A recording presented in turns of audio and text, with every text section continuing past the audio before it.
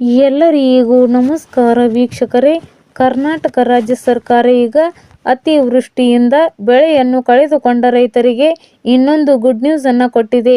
ಕರ್ನಾಟಕ ರಾಜ್ಯ ಸರ್ಕಾರ ಈಗ ರೈತರ ಸಾಲ ಮನ್ನಾಕ್ಕೆ ಸಂಬಂಧಪಟ್ಟಂತೆ ಬಹುದೊಡ್ಡ ಘೋಷಣೆಯನ್ನು ಮಾಡಿದೆ. ರೈತರ ಸಾಲಕ್ಕೆ ಸಂಬಂಧಪಟ್ಟಂತೆ ಬಹುದೊಡ್ಡ ಘೋಷಣೆಯನ್ನು ಮಾಡುವುದರ ಮೂಲಕ ಕರ್ನಾಟಕ ರಾಜ್ಯ ಸರ್ಕಾರ ಈಗ ರಾಜ್ಯದ ಎಲ್ಲ ರೈತರಿಗೆ ಗುಡ್ ನ್ಯೂಸ್ ಅನ್ನು ಕೊಟ್ಟಿದೆ. ಹಾಗಾದರೆ ಕರ್ನಾಟಕ ರಾಜ್ಯ ಸರ್ಕಾರ ಈಗ ರೈತರ ಸಾಲ ಮನ್ನಾಕ್ಕೆ ಸಂಬಂಧಪಟ್ಟಂತೆ ಮಾಡಿರುವ ಘೋಷಣೆ ಏನು ಅನ್ನೋದ್ರ ಬಗ್ಗೆ ಸಂಪೂರ್ಣ ಮಾಹಿತಿಯನ್ನು ಈ ವಿಡಿಯೋದಲ್ಲಿ ನಾವು ನಿಮಗೆ ತಿಳಿಸಿಕೊಡ್ತೀವಿ. ವಿಡಿಯೋ ತುಂಬ ಇಂಪಾರ್ಟೆಂಟಿವ್ ಆಗಿದೆ, ಎಲ್ಲೂ ಸ್ಕಿಪ್ ಮಾಡದೆ ನೋಡಿ. ಹಾಗೂ ಈ ಮಾಹಿತಿಯನ್ನು ಪ್ರತಿಯೊಬ್ಬ ರೈತರಿಗೆ ಶೇರ್ ಮಾಡಿ ಸ್ನೇಹಿತರೆ. ಕರ್ನಾಟಕದ ಸಾಕಷ್ಟು ರೈತರು ದೀರ್ಘಕಾಲದಿಂದ ಸಾಲಗಳ ಒತ್ತಡದಿಂದ ಬಳಲುತ್ತಿರುವುದು ಈಗ ಕರ್ನಾಟಕ ರಾಜ್ಯ ಸರ್ಕಾರದ ಗಮನಕ್ಕೆ ಬಂದಿದೆ. ಈ ಸಮಸ್ಯೆಯನ್ನು ಗಂಭೀರವಾಗಿ ಪರಿಗಣಿಸಿದ ಮುಖ್ಯಮಂತ್ರಿ ಸಿದ್ದರಾಮಯ್ಯ ಅವರು ರಾಜ್ಯದ ಬಹುತೇಕ ರೈತರ ಸಾಲವನ್ನು ಮನ್ನಾ ಮಾಡುವ ಬಗ್ಗೆ ಐತಿಹಾಸಿಕ ತೀರ್ಮಾನವನ್ನು ತೆಗೆದುಕೊಂಡಿದ್ದಾರೆ. ಕರ್ನಾಟಕ ರಾಜ್ಯ ಸರ್ಕಾರದ ಈ ಯೋಜನೆಯು ರೈತರಿಗೆ ಆರ್ಥಿಕ ಒತ್ತಡದಿಂದ ಮುಕ್ತಿಯನ್ನು ನೀಡುವುದರ ಜೊತೆಗೆ ಅವರ ಜೀವನ ಮಟ್ಟವನ್ನು ಉನ್ನತೀಕರಣಗೊಳಿಸಲು ಸಹಾಯ ಮಾಡುತ್ತೆ. ರೈತರ ಸಾಲ ಮನ್ನಾವು ಕೃಷಿ ಕ್ಷೇತ್ರಕ್ಕೆ ಹೊಸ ಚೈತನ್ಯವನ್ನು ತುಂಬಲಿದ್ದು, ರೈತರು ತಮ್ಮ ಕೃಷಿ ಚಟುವಟಿಕೆಗಳನ್ನು ಮತ್ತಷ್ಟು ಸಕ್ರಿಯವಾಗಿ ನಡೆಸಲು ಪ್ರೋತ್ಸಾಹವನ್ನು ನೀಡಿದಂತಾಗುತ್ತೆ. ಸಾಕಷ್ಟು ಸಮಯಗಳಿಂದ ಸಾಲ ಮನ್ನಾಕ್ಕಾಗಿ ಕಾಯುತ್ತಿರುವವರಿಗೆ ಕರ್ನಾಟಕ ರಾಜ್ಯ ಸರ್ಕಾರ ಈಗ ಗುಡ್ ನ್ಯೂಸ್ ಅನ್ನು ಕೊಟ್ಟಿದೆ. ಕರ್ನಾಟಕ ರಾಜ್ಯ ಸರ್ಕಾರ ಈಗ ಸಹಕಾರಿ ಸಂಘಗಳಲ್ಲಿರುವ ರೈತರ ಸಾಲವನ್ನು ಮನ್ನಾ ಮಾಡುವ ಬಗ್ಗೆ ತೀರ್ಮಾನವನ್ನು ತೆಗೆದುಕೊಂಡಿದೆ.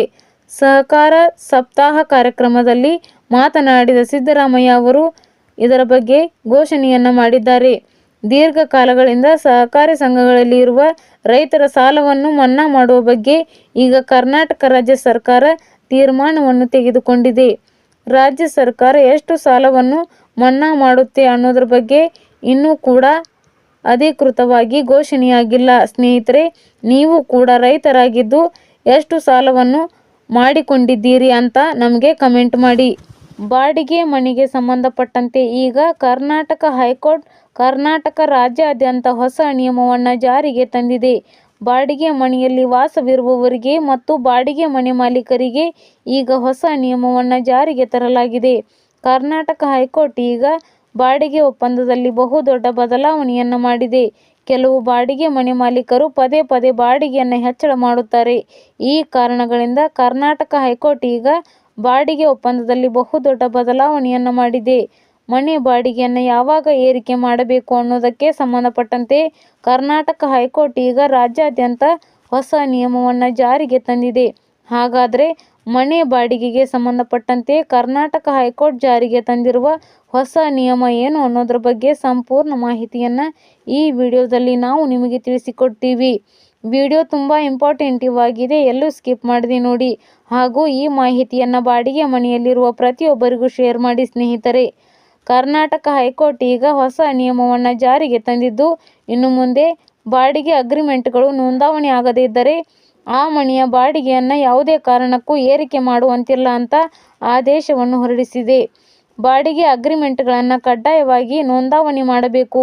ಎಲ್ಲ ಬಾಡಿಗೆ ದಸ್ತಾವೇಜುಗಳನ್ನು ನಿಯಮಗಳಂತೆ ಉಪ ನೋಂದಾವಣಿ ಅಧಿಕಾರಿಯ ಕಚೇರಿಯಲ್ಲಿ ಕಡ್ಡಾಯವಾಗಿ ನೋಂದಾವಣಿ ಮಾಡಬೇಕು. ಒಂದು ವೇಳೆ ಬಾಡಿಗೆ ಮನೆ ಮಾಲೀಕರು ಬಾಡಿಗೆ ಒಪ್ಪಂದದ ಕರಾರು ಪತ್ರಗಳನ್ನು ಉಪ ನೋಂದಾವಣಿ ಅಧಿಕಾರಿಗಳ ಕಚೇರಿಯಲ್ಲಿ ನೋಂದಾವಣಿ ಮಾಡದೇ ಇದ್ದರೆ ಅವರು ಯಾವುದೇ ಕಾರಣಕ್ಕೂ ಬಾಡಿಗೆಯನ್ನು ಏರಿಕೆ ಮಾಡುವಂತಿಲ್ಲ ಅಂತ ಈಗ ಹೈಕೋರ್ಟ್ ಆದೇಶವನ್ನು ಹೊರಡಿಸಿದೆ. ಬೆಂಗಳೂರಿನಲ್ಲಿ ಸುಮಾರು 95ರಷ್ಟು ಮನೆ ಮಾಲೀಕರು ಬಾಡಿಗೆ ಒಪ್ಪಂದದ ಕರಾರು ಪತ್ರಗಳನ್ನು ಉಪ ನೋಂದಾವಣಿ ಅಧಿಕಾರಿಗಳ ಕಚೇರಿಯಲ್ಲಿ ಇನ್ನೂ ಕೂಡ ನೋಂದಾವಣಿ ಮಾಡಿಲ್ಲ. ಬೆಂಗಳೂರಿನಲ್ಲಿ ಮನೆಯ ಮಾಲೀಕರು ಪದೇ ಪದೇ ಮನೆ ಬಾಡಿಗೆಯನ್ನು ಏರಿಕೆ ಮಾಡುತ್ತಿರುವುದು ಈಗ ರಾಜ್ಯ ಸರ್ಕಾರದ ಗಮನಕ್ಕೆ ಬಂದಿದೆ. ಈ ಕಾರಣಗಳಿಂದ ಕರ್ನಾಟಕ ಹೈಕೋರ್ಟ್ ಈಗ ಆದೇಶವನ್ನು ಹೊರಡಿಸಿದ್ದು, ಬೆಂಗಳೂರಿನಲ್ಲಿ ಬಾಡಿಗೆ ಮನೆಯಲ್ಲಿ ಇರುವವರಿಗೆ ಗುಡ್ ನ್ಯೂಸ್ ನೀಡಿದೆ ಅಂತ ಹೇಳ್ಬೋದು. ಅದೇ ರೀತಿಯಲ್ಲಿ ಮನೆಯ ಮಾಲೀಕರು ಬಾಡಿಗೆ ಒಪ್ಪಂದದ ಕರಾರು ಪತ್ರಗಳನ್ನು ಪ್ರತಿ ವರ್ಷ ಉಪ ನೋಂದಾವಣಿ ಅಧಿಕಾರಿಗಳ ಕಚೇರಿಯಲ್ಲಿ ನೋಂದಾವಣಿ ಮಾಡಿದರೆ ಮಾತ್ರ ಅವರು ಪ್ರತಿ ವರ್ಷ ಬಾಡಿಗೆಯನ್ನು ಏರಿಕೆ ಮಾಡಬಹುದು. ಒಂದು ವೇಳೆ ಪ್ರತಿ ವರ್ಷ ಬಾಡಿಗೆ ದಸ್ತಾವೇಜುಗಳನ್ನು ನೋಂದಾವಣಿ ಮಾಡದಿದ್ದರೆ ಅವರು ಯಾವುದೇ ಕಾರಣಕ್ಕೂ ಬಾಡಿಗೆಯನ್ನು ಏರಿಕೆ ಮಾಡುವಂತಿಲ್ಲ. ಸ್ನೇಹಿತರೆ, ಬಾಡಿಗೆ ಕಾಯ್ದೆ 1999ರ ಪ್ರಕಾರ ಬಾಡಿಗೆ ಹಣವನ್ನು ಪಡೆದುಕೊಳ್ಳುವ ಉದ್ದೇಶದಿಂದ ಯಾವುದೇ ಒಂದು ಸ್ಥಳವನ್ನು ಒಪ್ಪಂದವಿಲ್ಲದೆ ಬಾಡಿಗೆ ನೀಡುವಂತಿಲ್ಲ. ಒಂದು ವೇಳೆ ಸ್ಥಳಗಳನ್ನು ಬಾಡಿಗೆಗೆ ಕೊಟ್ಟರೆ ಕಡ್ಡಾಯವಾಗಿ ದಸ್ತಾವೇಜುಗಳನ್ನು ಉಪ ನೋಂದಣಿ ಅಧಿಕಾರಿಗಳ ಕಚೇರಿಯಲ್ಲಿ ನೋಂದಣಿ ಮಾಡಬೇಕು. ಉಪ ನೋಂದಣಿ ಅಧಿಕಾರಿಗಳ ಕಚೇರಿಯಲ್ಲಿ ನೋಂದಣಿ ಮಾಡಿದರೆ ಮಾತ್ರ ಪ್ರತಿ ವರ್ಷ ಬಾಡಿಗೆಯನ್ನು ಏರಿಕೆ ಮಾಡಬಹುದು. ಸ್ನೇಹಿತರೆ, ನೀವು ಕೂಡ ಬಾಡಿಗೆ ಮನೆಯಲ್ಲಿ ವಾಸವಿದ್ದು ನಿಮ್ಮ ಬಾಡಿಗೆ ಒಪ್ಪಂದದ ಕರಾರು ಪತ್ರಗಳನ್ನು ಉಪ ನೋಂದಣಿ ಅಧಿಕಾರಿಗಳ ಕಚೇರಿಯಲ್ಲಿ ನೋಂದಣಿ ಮಾಡಲಾಗಿದೆಯೋ ಅಥವಾ ಇಲ್ಲವೋ ಅನ್ನೋದನ್ನು ಕಡ್ಡಾಯವಾಗಿ ಪರಿಶೀಲನೆ ಮಾಡಿಕೊಳ್ಳಿ.